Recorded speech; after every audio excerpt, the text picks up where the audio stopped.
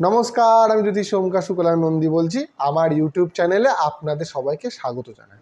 আশা করছি আপনারা সব ভালো আছেন, শুভ আছেন, সুস্থ আছেন এবং ঈশ্বরের পথে রয়েছেন। এবার সামনে বাঙালি জাতির সবথেকে বড় উৎসব দুর্গাপুজো, এবং এই দেখবেন দুর্গাপুজোর সময় কিছু মানুষ খুব খুশি থাকে, খুব আনন্দে থাকে, আর কিছু মানুষের জীবনে নেমে আসে চূড়ান্ত হতাশা, দুঃখ, বেদনা, ঋণ প্রভৃতি সমস্যা। কেন হয়? প্রত্যেক বছর পুজোর সময় কেন হয়? এটা একটা বিশাল গ্রহ অ্যাসপেক্ট থাকে এই মিডিল অফ দ্য ইয়ারের মধ্যেই। এখন দেখতে গেলে গণনা অনুযায়ী শনি মহারাজ কিন্তু বক্রি হয়ে বসে রয়েছেন মীন রাশিতে। মীন রাশিতে শনি যখন বক্রি হয়েছে, শনি আমাদের জীবনে কি দেয়? যা কিছু লেগেসি আজ হবে, কাল হবে, পরশু হবে, তার সমস্ত কিছু কিন্তু শনি মহারাজ দিচ্ছে।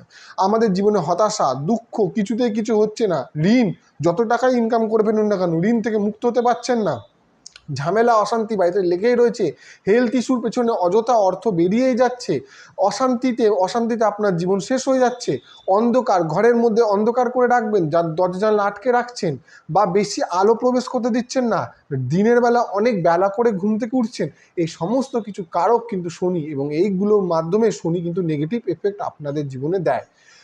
বলে রাখি কোন কোন রাশির কি কি ফল হতে পারে এই সময়, এটাই বিষয়ে আমি এই ভিডিওটা বানাচ্ছি। 28শে নভেম্বর অবধি শনি বক্রি থাকছে, তারপর সে আবার মার্গী হবে। মার্গী হয়ে আগামী 23 ফেব্রুয়ারি 2028 সাল অবধি শনি কিন্তু মীন রাশিতে থাকবে। এর মধ্যে মিনের মধ্যম পেজের 7.5 চলছে, মেষ রাশির প্রথম ফেসে 7.5 চলবে, এবং কুম্ভ রাশির শেষ ফেসে, লাস্ট ফেসে 7.5 কিন্তু এই টাইম অবধি থাকবে। অতএব 23শে ফেব্রুয়ারি 2028 অবধি কিন্তু কুম্ভ রাশির 7.5 থাকছে, তারপর গিয়ে শেষ হবে। এই তিনটে রাশির কি হবে এই সময়? এই তিনটে রাশির জীবনে বিভিন্ন ধরনের সমস্যা না হওয়া, চাকরি চলে যাওয়া, অর্থ নিয়ে সমস্যা, বিভিন্ন ধরনের প্রবলেম কিন্তু এই টাইমের মধ্যে তাদেরকে ফেস করতে হবে। এবার একটা কথা বলে রাখি, দেখবেন 7.5তে অনেকের ভালো হয়, কারণ শনি জব দেতা হয় ছাপ্পর ফাড়কে দেতা হয়, অর্থাৎ শনি মহারাজের কৃপায় কিন্তু মানুষ কোটিপতিও পর্যন্ত হয়। কি একটা টাইপস অফ মানুষ তাদের জীবনে খুব ভালো হচ্ছে, অথচ তাদের 7.5 চলছে। একটা মানুষের জীবনে সুখ এবং দুঃখ দুটোই চলছে, আবার আরেকটা মানুষের জীবনে শুধুই দুঃখ এবং দুঃখ চলছে। তাদের প্রত্যেককার নিজস্ব হরস্কোপে শনির অবস্থানের ওপর নির্ভর করেই কিন্তু তাদের 7.5 এফেক্ট, তাদের শুভ এবং অশুভ প্রভাব কিন্তু হবে।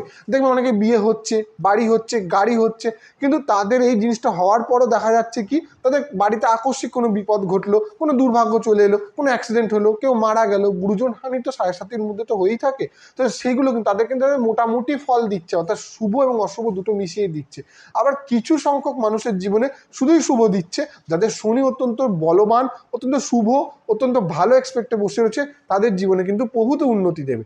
আর যাদের শনি খুব পীড়িত, খুব খারাপ, 8, 12, 6 প্রভৃতি জায়গায় যাদের শনি বসে রয়েছে বা অশুভ ভাবের সাথে কানেক্টেড হয়ে বসে রয়েছে, শনি কেতুযুক্ত হয়ে বসে রয়েছে, শনি রাহুযুক্ত হয়ে বসে রয়েছে, শনি বৃহস্পতি খঞ্জগুরু দোষ সৃষ্টি করেছে, শনি রবি বিষ দোষ সৃষ্টি করেছে, বা চন্দ্র শনির দোষ সৃষ্টি করে বসে রয়েছে, তাদের জীবনে হতাশা, দুঃখ, দারিদ্রতা, চাকরি না পাওয়া, বারবার ব্যর্থ হওয়া প্রভৃতি কিন্তু এই সময় কিন্তু থাকবে।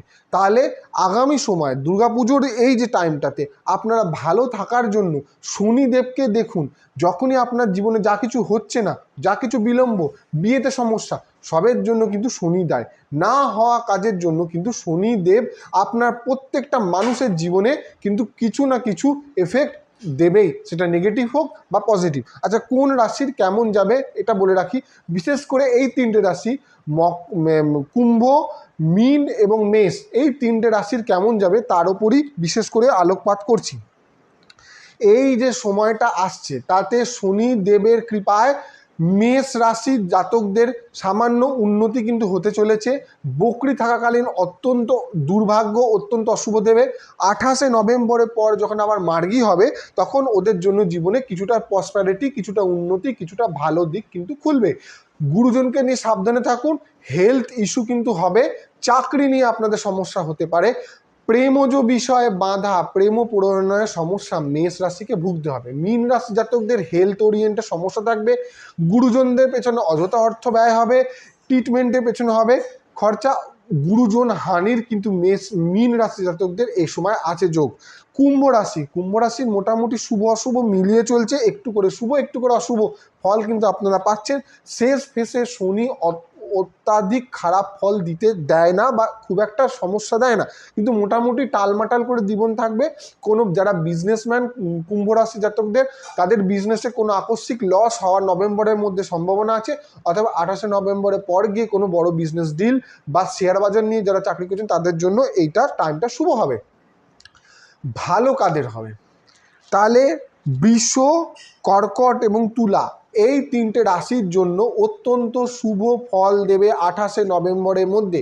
কোনো বড় কোনো ডিল ক্র্যাক করা, চাকরি পাওয়া, বড় চাকরির পরীক্ষায় উন্নতি হওয়া, কোনো ধরনের সফলতা, প্রমোশন, এই তিনটে রাশির কোন কোন রাশি, বৃষ, কর্কট এবং তুলা, এই তিনটে রাশির কিন্তু জীবনে হতে চলেছে। এরা খুব ভালো ফল পেতে চলেছে এবং অত্যন্ত শুভ দিক এই তিনটে রাশির কিন্তু জীবনে হতে চলেছে। নতুন কোনো গাড়ি কেনা, বাড়ি বানানো, জীবনে উন্নতি, প্রেমের সম্পর্কে উন্নতি কিন্তু হতে চলেছে এই তিনটে রাশির জন্য। বিশেষ করে যদি বলে থাকি তাহলে চাকরি, অর্থ, ব্যবসার দিকে অত্যন্ত শুভ ফল কিন্তু পেয়ে থাকবে। প্রেমের জন্য অত্যন্ত অশুভ সময় যাচ্ছে কন্যা, সিংহ এবং ধনু রাশির। এই তিন রাশির কিন্তু অত্যন্ত ব্রেকআপ হওয়ার সম্ভাবনা, দীর্ঘদিনের বিবাহিত বিচ্ছেদেরও কিন্তু সম্ভাবনা রয়েছে এই সময়ের মধ্যে। তাছাড়াও যদি বলে রাখি যে কর্কট রাশির জাতকদের নিজস্ব হেলথ ওরিয়েন্টেড সমস্যা, ডিপ্রেশন থেকে সুসাইড অ্যাটেম্পটের টেন্ডেন্সি কিছু কিছু লোকের জন্য কিন্তু আছে। কর্কটদের বলেছে আর্থিক দিকটা অত্যন্ত শুভ থাকলেও পার্সোনাল লাইফ কিন্তু হেল থাকবে। মকর রাশি এবং কুম্ভ রাশি জাতকদের বিয়ে হতে সমস্যা হবে।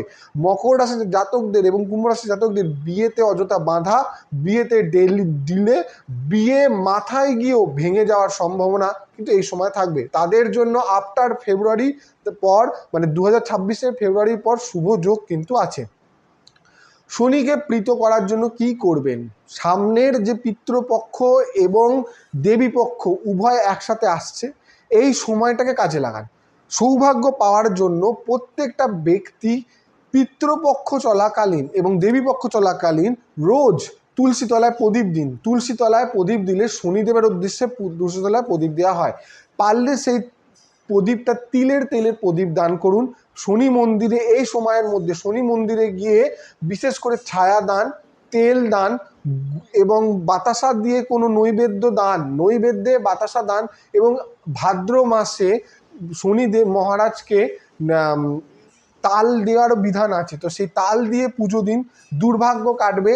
কোনো পিঁপড়ের ঢিপি দেখলে সেখানে মিষ্টি দান করুন, অর্থাৎ চিনি আপনারা সেই পিঁপড়েদের উদ্দেশ্যে, করাল দংস্টান কীটকে কিন্তু শনি ইন্ডিকেট করে, তো তাদেরকে চিনি দান করুন, এতে কিন্তু শুভ ফল আসবে। এবং অশ্বত্থ এবং গাছে শনি এবং মঙ্গলবার দিন তামার ঘটি করে কালো তিল দিয়ে জল প্রদান করুন, এতেও কিন্তু শুভ ফল আপনারা পাবেন। জীবন উন্নতি করুন, উন্নতি হবে। মা ভবানীর কৃপায় সবার কাছে জীবনের দুঃখ দূর হবে, এই বলে আমার ভিডিও শেষ করছি। আপনাদের যদি আমার ভিডিও ভালো লাগে, কন্টেন্ট কি ধরনের চান তা সেই বিষয়ে আমাকে কমপ্লিমেন্ট করুন। আমি চেষ্টা করি সবাইকার কমেন্টসের উত্তর দেওয়ার, কিছু ডিলে হয় কিন্তু সময়ের অভাবে, কিন্তু আমি দেওয়ার চেষ্টা করি। আমার সঙ্গে জুড়ে থাকুন। হরি ওম, নমস্তে।